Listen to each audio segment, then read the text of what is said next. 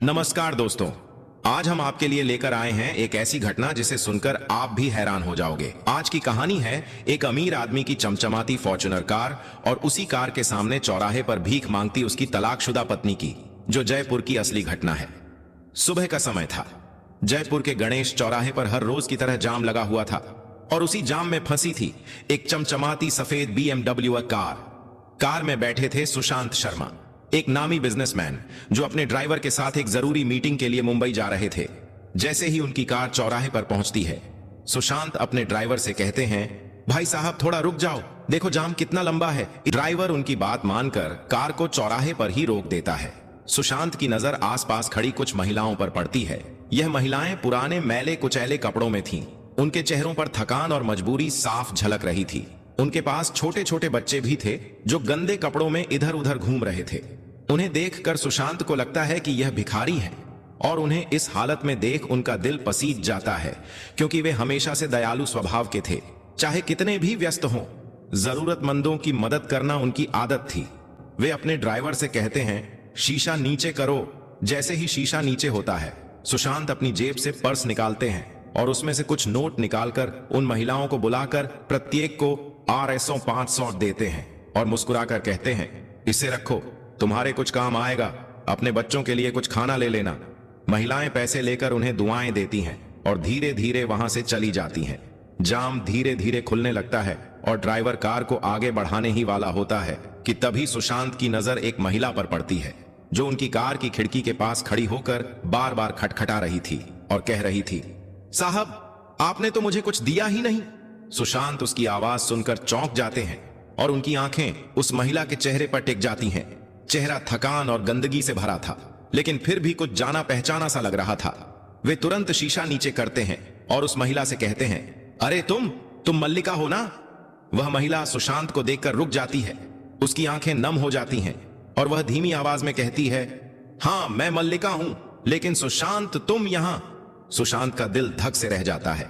दोस्तों, ये कोई और नहीं बल्कि उनकी तलाकशुदा पत्नी मल्लिका थी, जिससे उनका तलाक 4 साल पहले ही हो चुका था।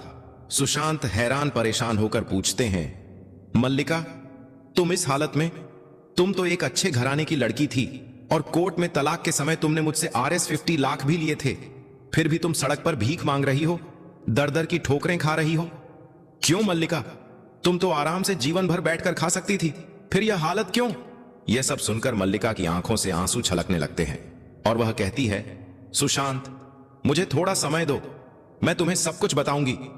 सुशांत मल्लिका से कहते हैं, ठीक है, पर ऐसा करो तुम मेरी कार में बैठ जाओ, पीछे वाली सीट पर। सुशांत अपने ड्राइवर से कहते हैं, पीछे का दरवाजा खोल दो। ड्राइवर तुरंत दरवाजा खोल देता है और मल्लिका कार में बैठ जाती है। लेकिन जैसे ही वह कार में बैठती है, आसपास के कुछ दुकानदार और राहगीरों को शक होने लगता है। उन्हें लगता है कि कहीं यह अमीर आदमी इस गरीब महिला को गलत इरादे से तो अपनी कार में नहीं बैठा रहा है। देखते ही देखते चौराहे पर भीड़ इकट्ठा हो जाती है और लोग सवाल करने लगते हैं, ये क्या हो रहा है? इस महिला को कहां ले जा रहे हो? सब उस आदमी पर गलत शक करने लगते हैं। मल्लिका के साथ जो औरतें भीख मांग रही थीं, वे भी वहां आ जाती हैं और कहती हैं, तुम इस व्यक्ति के साथ कहां जा रही हो? क्या यह तुम्हारे साथ कोई जबरदस्ती कर रहा है? वहां खड़ा हर आदमी कानाफूसी करने लगता है और उस आदमी से बोलता है, भाई साहब आप ये क्या कर रहे हो? यह सब देख मल्लिका तुरंत बोल पड़ती है, यह मेरे तलाकशुदा पति सुशांत शर्मा है। मैं अपनी मर्जी से इनके साथ जा रही हूं। यह मेरे साथ कोई जबरदस्ती नहीं कर रहे हैं। भीड़ थोड़ी शांत होती है, लेकिन कुछ लोग अब भी कानाफूसी कर रहे थे। कुछ कहने लगे, यह तो कोई बड़ा आदमी लगता है, इसने इस गरीब महिला को अपनी कार में क्यों बिठाया है? जरूर कोई बात है, शायद कोई गलत इरादा है। सुशांत यह सब सुनकर गुस्सा तो होते हैं, लेकिन शांत रहते हैं, क्योंकि वे जानते हैं कि अगर कुछ कहा तो बात और बढ़ जाएगी। वे मल्लिका से कहते हैं, चलो हम यहां से चलते हैं। ड्राइवर गाड़ी स्टार्ट करता है और वे वहां से चले जाते हैं। सुशांत मल्लिका को पास के एक होटल में ले जाते हैं और अपने ड्राइवर को कुछ पैसे देकर कहते हैं, जाओ बाजार से इनके लिए एक अच्छी साड़ी, चप्पल और कुछ जरूरी सामान ले आओ। ड्राइवर तुरंत जाता है और एक सुंदर नीली साड़ी, चप्पल और एक छोटा सा बैग लेकर लौटता है। सुशांत मल्लिका से कहते हैं, होटल के वॉशरूम में जाओ, नहा लो और ये नए कपड़े पहन लो। मल्लिका वैसा ही करती है।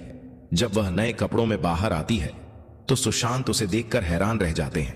वे सोचते हैं हालात ने इसे कितना बदल दिया, लेकिन इसकी खूबसूरती और मासूमियत आज भी वैसी ही है। मल्लिका अब पहले से कहीं ज्यादा आत्मविश्वास से भरी दिख रही थी, जैसे कोई नई नवेली दुल्हन हो। सुशांत उससे कहते हैं, मैं किसी जरूरी काम से मुंबई जा रहा हूं, अगर तुम मुझे थोड़ा सा टाइम दो तो मैं तुमसे कल आकर इसी होटल में मिलूंगा। मल्लिका कहती है, ठीक है। सुशांत कहते हैं, तुम मुझे इसी होटल में मिलना, कहीं जाना मत, मैं तुम्हारे खाने पीने का पूरा इंतजाम कर देता हूं।